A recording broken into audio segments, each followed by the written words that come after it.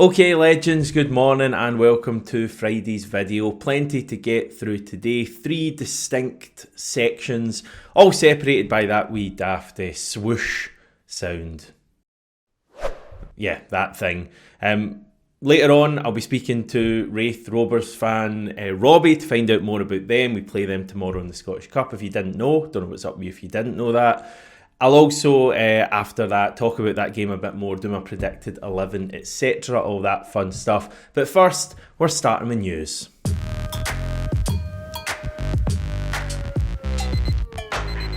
We're closing in on 13,000 subscribers, everyone, so if you haven't yet subscribed, you know what to do, and that's all I'm going to say. Okay, a few things in the news section today. The main one that you'll probably have seen people talking about yesterday, real speculation now, more than speculation, if we're honest, that Greg Taylor is going to depart Celtic at the end of the season and join Dinamo Zagreb. Now, Croatian outlet Sportske Novosti say that Dinamo have just agreed 2 big deals. Now, it is worth saying the Croatian transfer window is open for another 10 days. It closes on the 17th of February. So they can still sign players. However, it doesn't seem like Greg Taylor's going to go there now. First big signing that they've agreed is apparently Luka Ivanusic from Feyenoord, which is an immediate deal. So they are looking to sign players now. The other is said to be a pre-contract agreement for Greg Taylor. Now, Sportske Novosti, who I mentioned, have been briefed by Dinamo here. So Dinamo have spoken to them. So that obviously adds a fair bit of credence to this. It's clearly more than just speculation that Greg Taylor's going to be joining them. They say that the club have told them not everything has been finalised yet. Okay. But Greg Taylor is set to join them in the summer. Taylor is clearly out of contract with us at the end of the season, so we're not going to get a fee for him. Certainly seems like he's going to be heading to Dinamo Zagreb, who, as we know, were a Champions League team this season, only just missed out on the top 24. In fact, I think they missed out with 11 points, which was extremely unlucky. We played them. They've had a change of manager since we played them. They've now got Fabio Cannavaro as their manager, of all people. So pretty decent move for Greg Taylor. He's played, I think, over 200 games for us. He's been, by the time he leaves, it'll be, 6 seasons of Greg Taylor. So listen, it's going to be a little bit different, I guess, without him, because he has been there for a fair chunk of time, probably one of the longest servants at the club at the moment.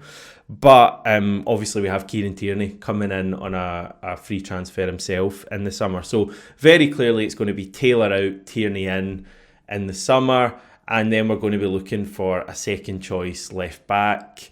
Could well be Jeffrey Schlupp, depending on how he gets on between now and the end of the season.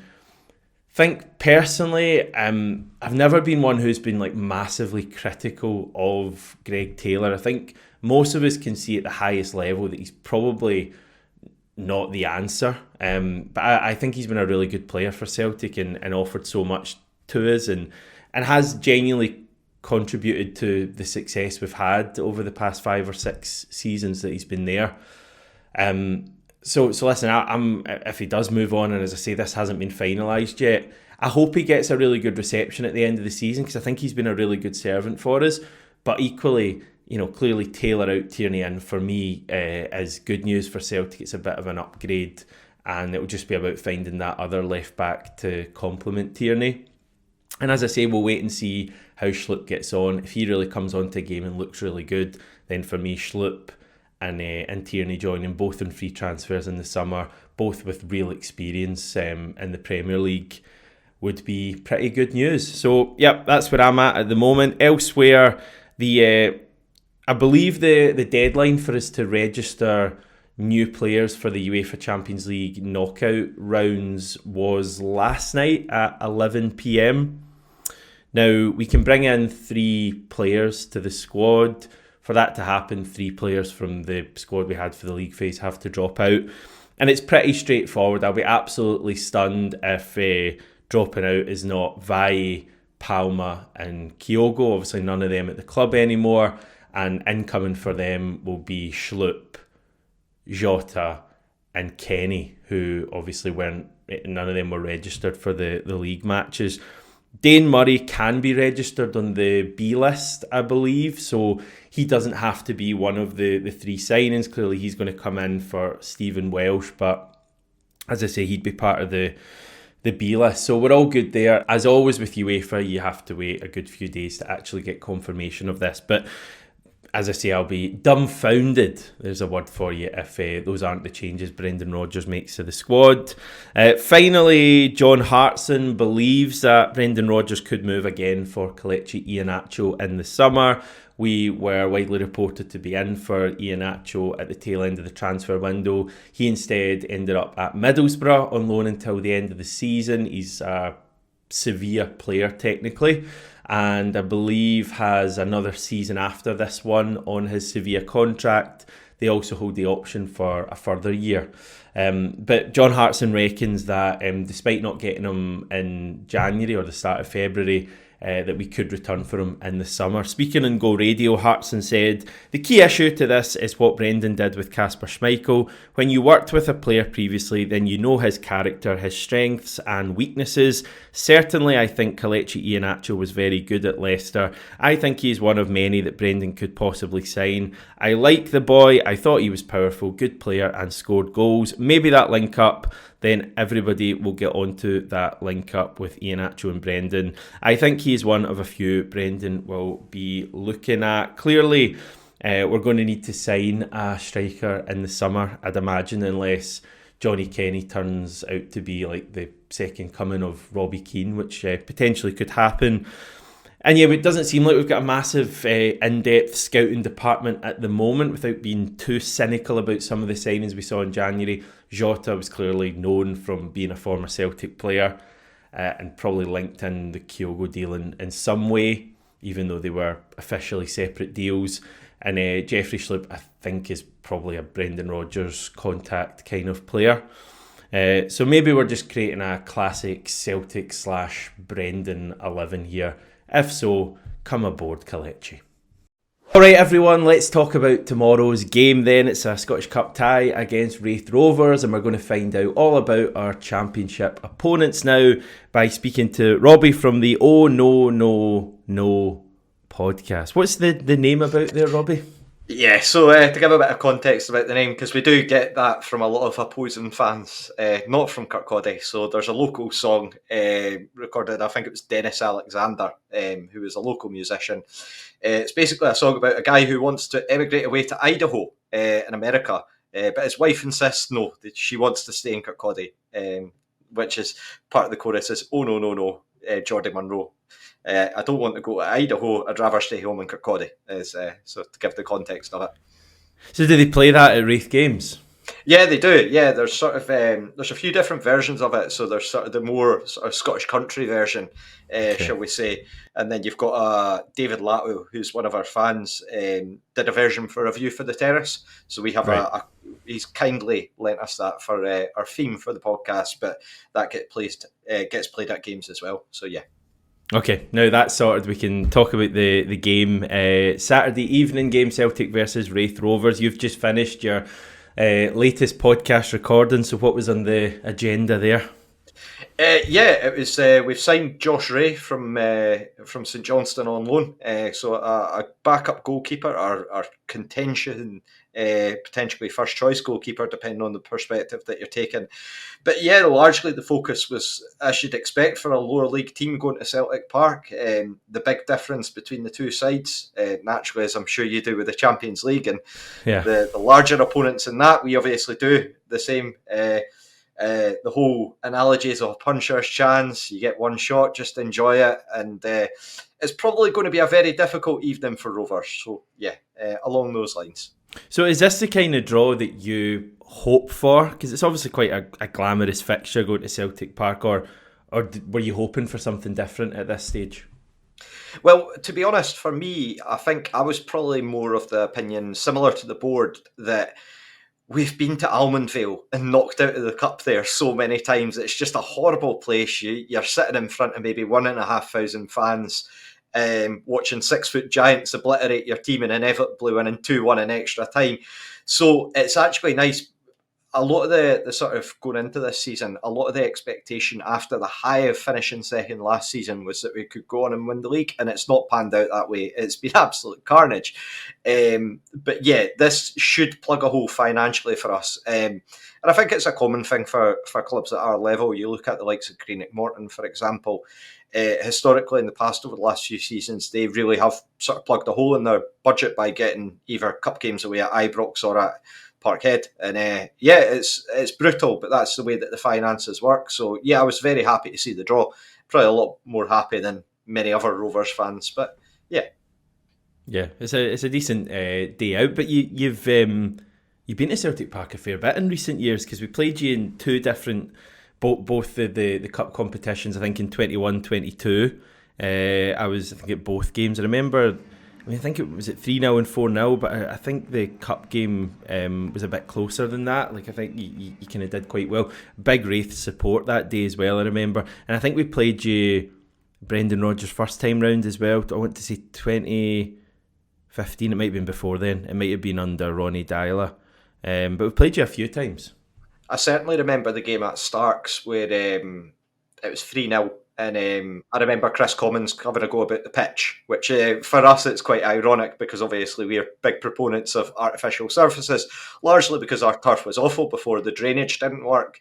And Chris Commons is talking about sort of the black mould and how bad our pitch was, so we replace it. And but yeah, I actually with the COVID restrictions and lack of away fans, I know a lot was made out of that. Celtic Park was never filling out, so me and my pal, we just got tickets for the home end, and we had nothing to celebrate. The League Cup game? Yeah, it was the League Cup game. It was, I think it might have been Jota's debut. So it was Jota's. It wasn't his debut; it was his first goal, though. Yeah, he was just absolutely incredible that night, and it's just an example of sort of the difference between the, as you'd expect, because you've got 60-odd thousand fans. It's one of those things where, you know, you can complain about it all day long, but that's the nature of football, unfortunately. There's always going to be a bigger side out there. Yeah. So you're 7th in the Championship. Tell us a bit about how your season has been so far. Could be here for a while. So yeah, as I say, we went in with high expectations into this season. We knocked out in the group stage of the League Cup. A really mediocre displays towards the end of that. And then we lost away to Airdrie, which we've done quite a lot over the last season. And then all of a sudden, Ian Murray, who was widely regarded as sort of a favourite manager among our support, was sacked on the opening day, which a real bolt out of the blue. So we then took 30 days to hire a new manager, largely because we sort of went after Neil Collins initially as our first choice. He was reluctant to take the job. And then we went after David Healy at Linfield, and the staunchness was a bit too strong for him. He decided to stay put in Northern Ireland, conveniently signing a new contract with a bigger budget, I think. And then we went back to Neil Collins. Now, Neil Collins was there for just over 100 days before, right after Christmas, we just got an away win at Queen's Park, and then he decided to up sticks and go back to America. He'd previously been at Tampa Bay Rowdies. And he had the cheek to go off to Sacramento in California rather than sunny Kirkcaldy. So, yeah, after that, we moved on to our third manager. Barry Robson's came in. He's had a very mixed start. He's sort of won, then drawn, won, then lost, then won, then lost.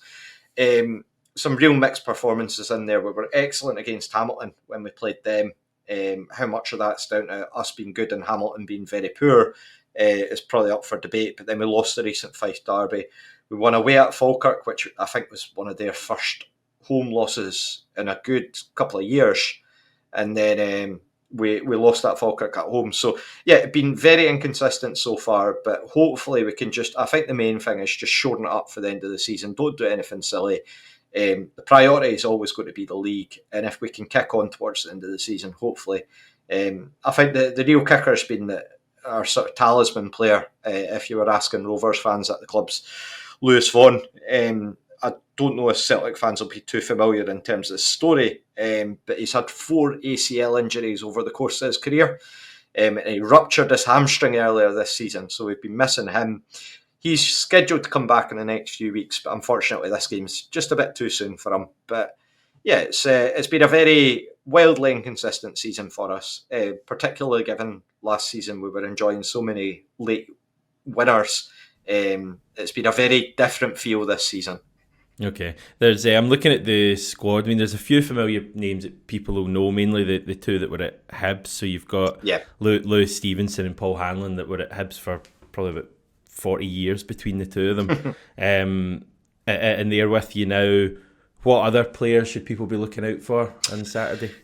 I would probably say if we're picking out one in particular, I would go with Dylan Easton. He's been our player of the season. Very much a maverick player, likes to wind up opposing fans. A lot of the fans of opposing teams at our level do not like Dylan Easton, but he's by all accounts, he's a lovely guy, and just a footballer that's a joy to watch on his day. Just, I think, coming through, he came through at St Johnstone and Livingston. And then dropped down the leagues to go to. He was at Forfar first, and then after a spell at Clyde, and then he went down to Celtic Hearts before coming back up the leagues. I think he was one of those sort of archetypical sort of fell out of love with football and then came back up, and he's gradually got up to the Championship level. Outside of him, we've made a few interesting signings. We've signed Jordan Doherty, who's was previously over with Shelbourne in Ireland, but I'd spent the majority of the time at Tampa Bay in America, along with Neil Collins. So he was brought in during the January transfer window. And Aidan Marsh, who's a particular fan's favourite in his loan spell from Barnsley, simply because he's got a Yorkshire accent, which is just hilarious to listen to. Doesn't know the word "the" exists. So, yeah. I remember watching Dylan Easton a bit at Clyde, actually, funnily enough, and he's such a talent. I was always kind of blown away watching him because he'd be doing drag backs and 360s and all of that stuff. So, it'd be interesting to see him. Decent crowd at Celtic Park as well. Do you think you'll have a good following? Yeah, we've got really good support going through. I think it's one of those ones where a lot of the time sort of Premiership clubs will take stick because they'll not take big numbers through. But for Rovers fans, the club were very smart about it. They got buses on very quickly. So I think there's 8 buses going through on top of 2 other supporters' buses. They've put on an event at one of the local breweries, basically in Glasgow, and just got a local band, the Shambolics, along for that as well. So I'm not sure on the specifics of numbers, but we did sell out an initial allocation and got 200 extra tickets. So that, I think from our perspective as well, we were chatting in our group and we were sort of really hoping that Celtic's game against Dundee had gone ahead, and that potentially if Kieran Tierney came back and you had Jota coming back for the home debuts, then you would have been potentially adding on an extra few thousands onto the crowd. But unfortunately not being the case, only one of the two. Yeah, I think, listen, maybe in years gone by the crowd wouldn't have been great, but the crowd against Kilmarnock in the last round, albeit that was, obviously Premiership opposition, crowd was amazing. I thought, I don't know exactly what it was, but it looked pretty full on TV. So I think kick-off time will probably help. It makes it more of a day out for people. So I'm not saying it'll be full, but I think it'll be certainly a better crowd than you would have maybe got 5-10 years ago. It's funny to speak to Celtic fans because I was saying this quite recently. It was back in November, obviously. It was the 30th anniversary, and Celtic fans, I'm sorry for mentioning this, but 30th anniversary of the Coca-Cola Cup when we won it on penalties. I was saying to one of the Celtic fans at my work that just it's interesting to look at it from the perspective that now you're in such a position of financial strength. You've got so much power over Scottish football, complete domination. Rangers, I was saying this on our podcast, Rangers are just a laughing stock, basically. They're just a basket case football club. Playing to the crowd here, obviously. But it's just, you look back at that 30 years ago and that was the real doldrums for Celtic fans. So now they can really enjoy moments like, obviously, winning titles, quadruple trebles, whatever it is coming up. And potential just looking to overhaul Rangers in terms of their title races and titles in general. Yeah, listen, it's a great way to finish, Robbie. You're welcome back anytime. Thanks so much for I might not be around for the post-match. I might just disappear for that one, but we'll see how we go. Yes, we will see. Big thanks to Robbie for coming on there. And we move on to tomorrow evening's game. Brendan Rodgers will meet the media later today. Don't think there's anything major that will be brought up, is there? I'm trying to think, to be honest. Can't really think. There's nothing major really has happened. I I did forget to mention yesterday that Adam Montgomery had moved out on loan to Queen's Park, so just in case for whatever reason, it's probably pretty easily done. You missed that, then that has happened, so he's not with us anymore. But yeah, it's I think it will be a fairly straightforward press conference, and we'll get to hear obviously the injury update from the manager. In the absence of that right now, and assuming we've got pretty much the same squad as in midweek, I do think we're going to see a few changes with Bayern Munich in mind. Clearly against lower league opposition who aren't even doing particularly well, as Robbie was saying, in the Championship. This game is probably a kind of perfect one ahead of Bayern Munich. And it will allow us to make some changes, but also it is a cup game. If you lose, the dream of another treble is off for this season. So yeah, we still need to put out a team that's going to win the game. So I'm going for a few changes, and there may be a few names that stick out here. So let me explain. So yeah, Kasper Schmeichel in goal. To be honest, it would be a good game for Sinizalo, I think, personally, but just because I've changed quite a lot in front of him, I'm going with Kasper here. Back four of Ralston, Trusty, Scales and Schlupp, so just rest Johnston, rest Taylor, rest Carter-Vickers. Midfield, McGregor, I'm going with McCowan and Bernardo. I think on Wednesday night it'll be Engels and Hatate, so pretty sure. So just rotate them in for this game. Maida is an obvious one to play here for me because he's Dyson Maida and he's in form, but also because he can't play on Wednesday against Bayern. I'm going for Jota over Kuhn, probably because Jota needs a bit of game time more than Kuhn. I think Kuhn will start, clearly Kuhn will start against Bayern Munich, so we'll get Jota in for this, get some more minutes in his legs. And I'm taking no chances with Adam Ida. I'm going Johnny Kenny to start this game. It seems like the kind of game that would be perfect for Kenny. Let's see what he's all about, because he's never started a game for Celtic. Officials-wise, we've got referee Chris Graham for this one. Assistant referees are Gordon Crawford and David Dunn. On VAR, and yes, VAR is obviously a thing here, even though it's the Cup. We've got Andrew Dallas. Assistant VAR, Graham McNeely. Just a reminder that this is a 5:30pm kickoff tomorrow night, much like our last round of the Cup against Kilmarnock. It's live on Premier Sports, and listen, I really enjoyed that Kilmarnock game. I know that was against Premiership opposition, but just thought there was a good edge to that game, good atmosphere with it being the Cup. Kilmarnock came at us a bit more, and I mean, Raith only really need to look at another Championship team, Falkirk, earlier in the season in the League Cup, and Falkirk gave us a great game that day. And although they ran out of steam a little bit and we scored a few late goals, I think it finished 5-2 that game. That was a really enjoyable game. So I hope Raith come with the same intentions to make it a good game. I hope we see a good crowd at Celtic Park, maybe an opportunity to see a few different players like Schlupp starting maybe for the first time and Johnny Kenny. But clearly, just get through this one and then we can really focus on the big one in midweek. Good few tasty matches. Stevie always has a go at me for using that T word, but there are a few good games there in the Scottish Cup. Ayr Hibernian for me is quite a good one. That's on this evening, so enjoy your football watching. By the way, another game on this evening. Bayern Munich are at home to Werder Bremen in the Bundesliga. That's a 7:30pm kickoff tonight. That's Friday night. So you might want to check that out ahead of next week. But for now, it's all about Raith Rovers. Thanks for watching, everyone. I'll chat to you Sunday morning.